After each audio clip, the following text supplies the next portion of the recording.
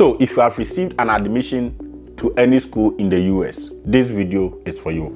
In this video, I'm going to share with you all the things you need to do to get your visa approved, especially in these times where getting visa approval is very difficult because of the rules, regulations, and the restrictions that President Trump is rolling out across all embassies. Let's get right into the video.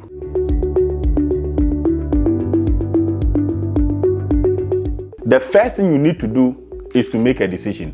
Now, when you have received admission letter, it does not necessarily mean you should immediately apply for the visa. Ask yourself, did you get the right amount of scholarship? Is that a program you want to study, and is that the kind of school you want to study in? If you did get a scholarship, is there a way to negotiate to get more scholarship? Even if you didn't get a scholarship, can you reach out to the school and ensure and ask questions about scholarship and funding opportunities? There are students who apply to multiple schools, and the first admission letter that comes, they are quick to accept it and begin with their visa application. Later, they realize that they have gotten a new school with a better funding, and that will mean that they have to start the process all over. You have paid the visa fee and all that. They have to start the process all over. This can be an unnecessary ordeal to go through. So if you know you apply to multiple schools, give yourself some time. Don't be quick in accepting one admission offer. Take time. Ensure that you receive all the admission decisions. Make comparison before you can make a decision, because the kind of decision you make will determine whether you get the visa or not. The type of school, the program, the scholarship that you have will go a long way in helping you get your visa approved. So make sure you don't skip this step. The next thing to do is kind of similar to the first one. Negotiate for funding. If you receive an admission letter with funding, make sure that you negotiate. Ask the school if there are more funding opportunities you can look at to. If you didn't receive funding at all, this step is more important than ever.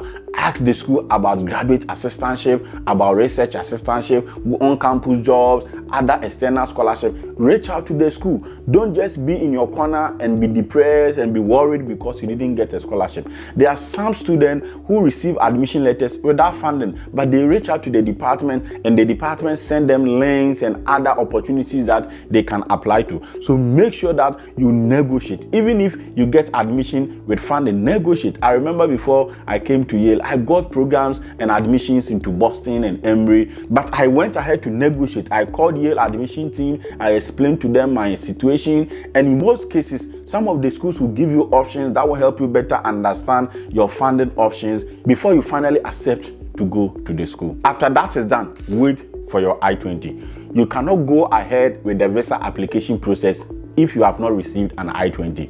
An I-20 is an official document that stipulates that you are a student, you have been admitted. It is your identification in the American immigration system as a student, and it is only issued by the school. So the school that you accept will issue you an I-20. I have seen a lot of people who take multiple I-20s from different schools because they are confused, they don't know what to do, and they just want to get as many I-20 to decide on. No, you make the decision when the admission letter is given. You don't make the decision by taking multiple I-20s and deciding on one, because every student must have one and only one CVS identity, CVS number, and that helps you in the process. So ensure that you wait for your I-20. Before the school will issue an I-20, they'll request for your passport, they'll request for your financial statement, your bank statement. This is where you show proof that you have the money to pay for your tuition and your living expenses, right? And if you receive full funding, that means the school is paying your tuition, giving you monthly stipend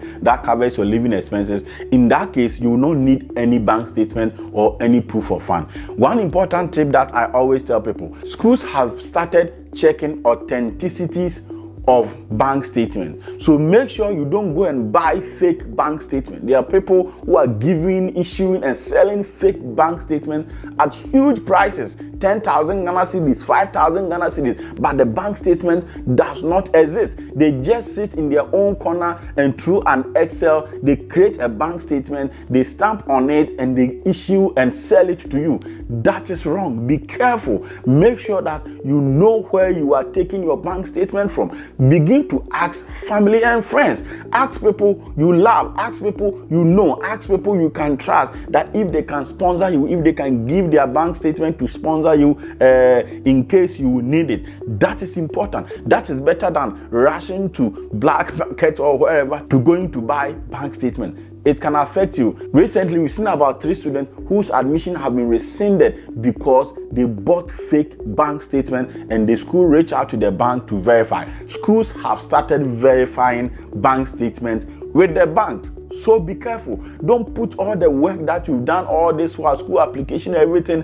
Don't put everything in the trash. Don't just put every work away just by going to buy or going to present a fake bank statement. That will go against you. Think about it. It is very important. Also, when your I-20 is issued, make sure you cross-check that everything on your I-20 makes sense. Your name, your date of birth, your details are correct. Check our channel for a full video on I-20 and how you can use the I-20 to get your visa approved. I made a video that will help you understand all that you need to get your visa approved just with the I-20. There are a lot of people who don't know that the I-20 is one of the most important documents, and the way your finances have been represented, the way your classes, your start date, all those things have been represented on the I-20 can determine whether you get your visa or not. So pay attention to the I-20. If you have any question, reach out to the school, ask the school, because the I-20 is your personal document. Even though it is issued by the school, it is issued in your name. So you have the right to ask questions. You have the right to inquire about certain things that you don't agree on, so that it will make your visa application easier. The 4th most important step is begin the visa process.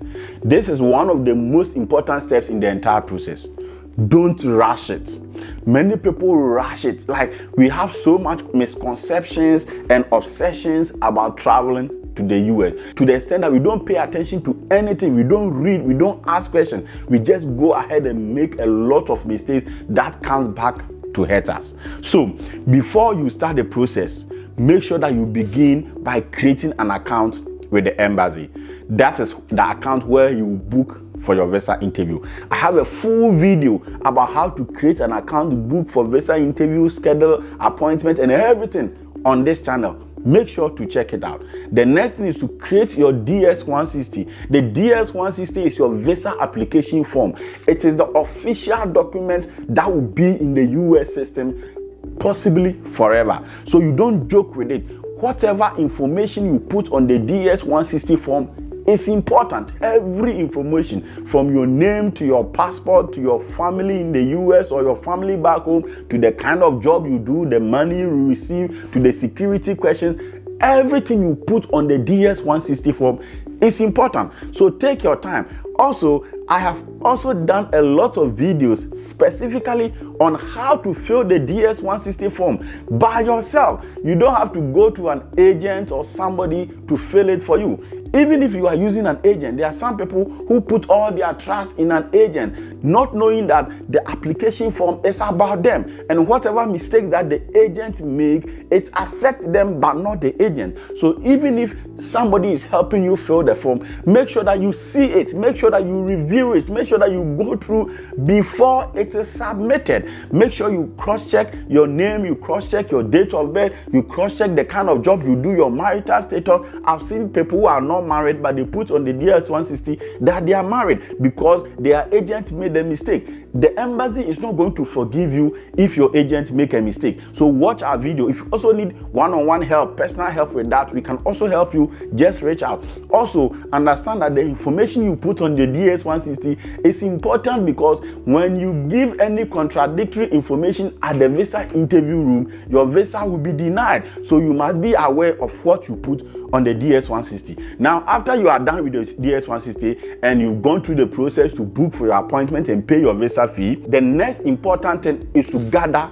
your document. So as a student, you will need your passport, you will need your I-20, you will need passport pictures, you will need the visa fee receipt that you paid, you will need the service fee receipt. I will come there. Usually I always advise people to pay the service fee later, because the service fee can last for only 12 months. So when you pay your service fee now, you have 12 months until it expires. The reason I advise people is that if your interview is in June and you pay your service fee in April, it means that when you go for the visa interview and you are denied, by the next year April, your service fee will be expired, and it will mean that you have to pay a new service fee. That is why I tell people, always pay the service fee last, right? So that you have enough time in case you are denied. So your service fee will come, then your bank statement, proof of funds will come. You have your school transcript, you have your birth certificate, you have your CV, anything that can help you prove your case. Carry those documents, gather those documents. They may not necessarily check it, but gather this. Check the video description section for the document checklist for student visas. That is very important. The next thing you need to do is to prepare for your visa. In fact, preparing for a visa is subjective. There are so many ways you can prepare for your visas, but I will tell you that you can, based on our channel, use our channel to prepare. We have tons of videos about possible questions they will ask you and how to answer them. We have gone through the process ourselves. We have coached a lot of students. Personally, for the past 3 months, I have talked to not less than 150 visa applicants. So it means that we understand the process, we've gone through the process, and at least we understand the expectations that the visa officers expect from you. So check our videos, go through it, and look for videos about your purpose of travel, about your proof of funds, about your ties to your home country, and how to answer them. This is very, very important. The best way to prepare is to get to know what the visa officers expect and how to answer them. If you need special preparation and tutorials or one-on-one coaching and mock session, you can check our contact and contact us for us to take you through and offer some help any way that we can. That is something we are able and willing to do. However, if you want to do it on yourself, you can. It is possible to do it by yourself. Just go through our videos, ask questions. We have a Telegram group. Make sure you can join, ask your questions, and let's see how we can help you achieve your dream of studying in the US.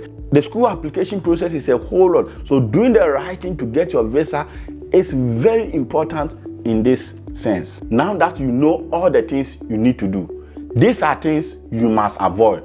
1, don't present any fake documents. If they ask you for a document, they may verify. So don't present fake documents. 2, make sure that you clean your social media page.